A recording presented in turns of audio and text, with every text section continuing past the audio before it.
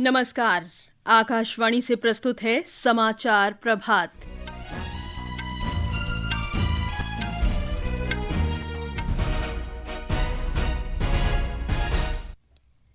प्रधानमंत्री नरेंद्र मोदी 17वें ब्रिक्स सम्मेलन के लिए ब्राजील के रियो डी जेनेरियो पहुंचे। प्रधानमंत्री मोदी ने अर्जेंटीना के राष्ट्रपति जेवियर माइली के साथ वार्ता की। दोनों नेता द्विपक्षीय व्यापार का दायरा बढ़ाने पर सहमत हुए। अमेरिका के टेक्सास में अचानक आई बाढ़ में 43 लोगों की मृत्यु और 27 बच्चे लापता। देश के उत्तर पश्चिम, मध्यवर्ती और पूर्वोत्तर में अगले 4-5 दिन तेज बारिश का अनुमान। ओलंपिक स्वर्ण पदक विजेता नीरज चोपड़ा ने बेंगलुरु में 86.18 मीटर भाला फेंककर प्रथम नीरज चोपड़ा क्लासिक प्रतियोगिता जीती। और फुटबॉल में भारत ने AFC महिला एशियाई कप के लिए पहली बार क्वालिफाई किया। समाचार प्रभात के साथ मैं जागृति शर्मा। प्रधानमंत्री नरेंद्र मोदी 17वें ब्रिक्स सम्मेलन में शामिल होने के लिए आज ब्राजील के शहर रियो डी जेनेरियो पहुंचे। ब्रिक्स के सदस्य देशों में ब्राजील, रूस, भारत, चीन और दक्षिण अफ्रीका शामिल हैं। सम्मेलन के दौरान श्री मोदी वैश्विक शासन व्यवस्था, शांति और सुरक्षा, बहुपक्षवाद को मजबूत बनाने, AI के सदुपयोग, जलवायु परिवर्तन की रोकथाम, वैश्विक स्वास्थ्य स्थिति, आर्थिक और वित्तीय सहित अन्य महत्वपूर्ण वैश्विक मुद्दों पर अपने विचार रखेंगे। श्री मोदी कई प्रमुख नेताओं के साथ द्विपक्षीय बैठकें भी कर सकते हैं। प्रधानमंत्री ब्राजील की राजधानी ब्राजीलिया में राष्ट्रपति लुइस सिल्वा के साथ आपसी हित के मुद्दों पर चर्चा करेंगे। इनमें व्यापार, रक्षा, ऊर्जा, अंतरिक्ष, प्रौद्योगिकी, कृषि, स्वास्थ्य और दोनों देशों की जनता के बीच परस्पर संपर्क के मुद्दे शामिल हैं। हमारे संवाददाता ने बताया है कि ब्राजील पहुंचने पर प्रधानमंत्री मोदी का भव्य स्वागत किया गया। ब्राजील में काफी अरसों से बसे भारतीय मूल के लोगों ने आज प्रधानमंत्री नरेंद्र मोदी का जोरदार स्वागत किया। भारतीय मूल की महिलाओं ने कथक नृत्य द्वारा ऑपरेशन सिंदूर में यशस्वी रहे हमारे रक्षा बलों को गौरव प्रदान किया। एस्ट्रालाइट नाम के ब्राजीलियन गायकों ने ओम उच्चारण और भजन द्वारा उनका स्वागत किया। भारतीय पारंपरिक वस्त्र धारण किए हुए इन्होंने मोदी मोदी की गूंज के साथ भारत माता की जय के नारों के साथ उनका स्वागत किया। ब्राजीलियन समय के अनुसार कल प्रधानमंत्री मोदी ब्रिक्स सम्मेलन में भाग लेंगे और उसके बाद अन्य बैठकों में भी भाग लेंगे। सुधींद्रा, आकाशवाणी समाचार, रियो डी जेनेरो, ब्राजील। इससे पहले प्रधानमंत्री नरेंद्र मोदी ने कल अर्जेंटीना के राष्ट्रपति जेवियर माइली के साथ बैठक की। दोनों नेताओं की आपसी बैठक के बाद प्रतिनिधिमंडल स्तर की वार्ता हुई। हमारे संवाददाता ने बताया है कि दोनों नेता व्यापार और वाणिज्य, प्रौद्योगिकी, रक्षा, अंतरिक्ष और स्वास्थ्य सहित प्रमुख क्षेत्रों में सहयोग बढ़ाने पर सहमत हुए। दोनों देशों के बीच रणनीतिक साझेदारी को और प्रगाढ़ करने पर भी सहमति हुई। प्रधानमंत्री ने भारत मर्कोसुर व्यापार समझौते के विस्तार के लिए अर्जेंटीना के सहयोग का अनुरोध किया। उन्होंने कहा कि यह दोनों देशों के लिए फायदेमंद रहेगा।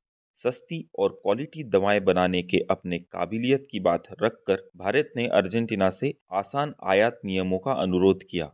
इस पर अर्जेंटीना ने कहा कि US FDA या यूरोपियन EMA स्वीकृत दवाइयों को अर्जेंटीना में आयात करने की अनुमति होगी। ऊर्जा सुरक्षा और महत्वपूर्ण खनिज संसाधनों को लेकर सहयोग पर भी खास जोर रहा। शेल गैस, तेल और लिथियम के विशाल भंडार के साथ अर्जेंटीना को भारत की बढ़ती ग्रीन ऊर्जा और औद्योगिक जरूरतों को पूरा करने में एक विश्वसनीय साझेदार के रूप में देखा जा रहा है। स्पेस टेक्नोलॉजी में सहयोग, ड्रोन के विविध उपयोग एवं स्पोर्ट्स मैनेजमेंट जैसे विषयों पर भी चर्चा हुई। राष्ट्रपति मिलेई ने भारत के UPI में गहरी रुचि दिखाई। पहलगाम आतंकी हमले के बाद अर्जेंटीना के मजबूत समर्थन के लिए प्रधानमंत्री ने उनका आभार व्यक्त किया। प्रधानमंत्री ने राष्ट्रपति मिलेई को भारत आने का निमंत्रण भी दिया। Manish Shiva, Akashvani news, Buenos Aires. प्रधानमंत्री ने अर्जेंटीना की राजधानी ब्यूनस आयर्स में महात्मा गांधी और गुरुदेव रविंद्रनाथ ठाकुर की प्रतिमाओं पर पुष्पांजलि अर्पित की। प्रधानमंत्री की अर्जेंटीना यात्रा पर विदेश मंत्रालय में सचिव पी कुमारन ने बताया कि प्रतिनिधिमंडल स्तर की वार्ता के दौरान दोनों नेताओं ने आपसी सहयोग की प्रगति की समीक्षा की। श्री कुमारन ने बताया कि प्रधानमंत्री मोदी ने पहलगाम आतंकी हमले के बाद भारत को अर्जेंटीना के मजबूत समर्थन और एकजुटता की प्रशंसा की और इसके लिए राष्ट्रपति जेवियर मिले को धन्यवाद दिया। The Prime Minister thanked President Milei for extending strong support following the recent terrorist attack in Pahalgam in India's Jammu and Kashmir and appreciated Argentina's solidarity during this difficult time. It is expected that the visit will further strengthen the strategic partnership between India and Argentina and allow us to explore new avenues of cooperation across a wide range of sectors. वाणिज्य और उद्योग मंत्री पीयूष गोयल ने कहा कि भारत की नीतियां 2047 तक देश को 4 खरब डॉलर की अर्थव्यवस्था से 32 खरब डॉलर की अर्थव्यवस्था में बदलने के लिए रणनीतिक रूप से तैयार हैं।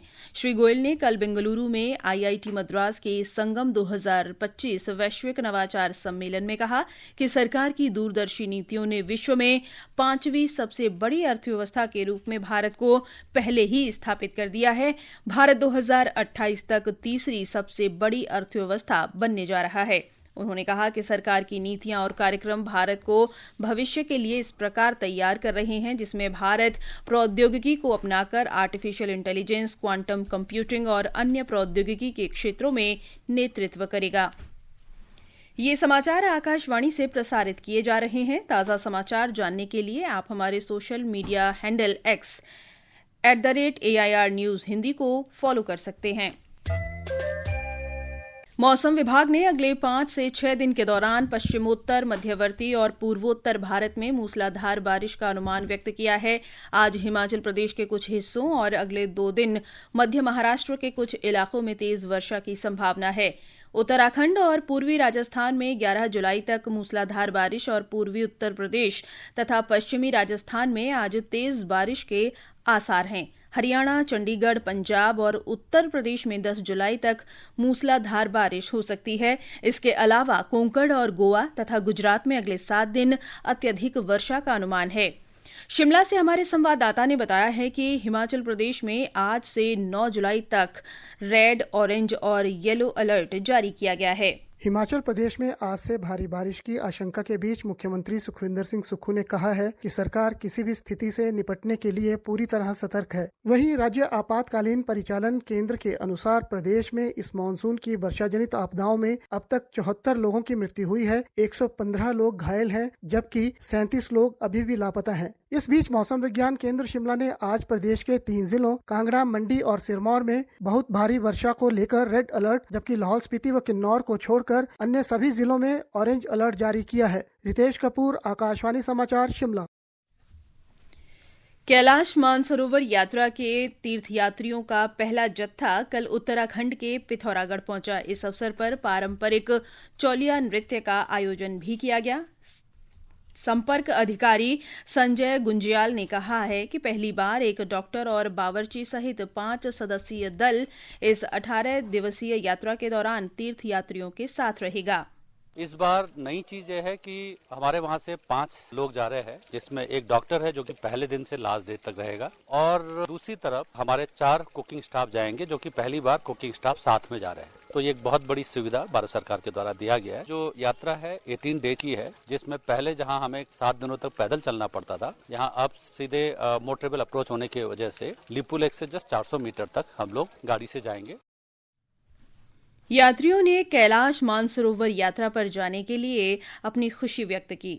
कई वर्षों से इच्छा थी दर्शन करने के लिए और मैंने रजिस्ट्रेशन कराया। वो भोले बाबा के मन से लॉटरी में मेरा नाम आ गया। बहुत ही हमको अंदर से इतनी खुशी है। सुविधापूर्ण परिस्थिति में हम यात्रा कर रहे हैं, तो ये हमारा बहुत सौभाग्य है। बहुत ज्यादा ऊर्जान्वित महसूस कर रहे हैं। कैलाश जिसे हम बोलते हैं कि पूरे संसार का ऊर्जा पुंज है, वहाँ हमें बुलावा मिला है भगवान शिव की तरफ से। केंद्र सरकार और राज्य सरकार की जो सुविधाएं हैं, उससे भी हम बहुत खुश हैं। कश्मीर घाटी में अमरनाथ यात्रा के लिए आज सुबह 7,208 तीर्थ यात्रियों का 5वां जत्था जम्मू में भगवती नगर यात्री निवास आधार शिविर से रवाना हुआ। ये सभी तीर्थ यात्री आज पहलगाम आधार शिविर पहुंचेंगे और वहां से पवित्र गुफा के लिए यात्रा शुरू करेंगे। आज मुहर्रम है। ये दिवस पैगंबर मोहम्मद के पोते हजरत इमाम हुसैन और उनके शागिर्दों की शहादत के याद में मनाया जाता है, जिन्होंने सत्य और न्याय के लिए करबला में अपनी जान गंवा दी थी। इस अवसर पर ताजिए निकाले जाते हैं और मजलिस का आयोजन होता है। अमेरिका में टेक्सास में अचानक आई बाढ़ में 43 लोगों की मृत्यु हो गई और 27 बच्चे लापता हैं। मृतकों में 15 बच्चे शामिल हैं। शुक्रवार को तड़के ग्वेडल्यूप नदी का जलस्तर 1 घंटे के भीतर 26 फीट से अधिक बढ़ गया।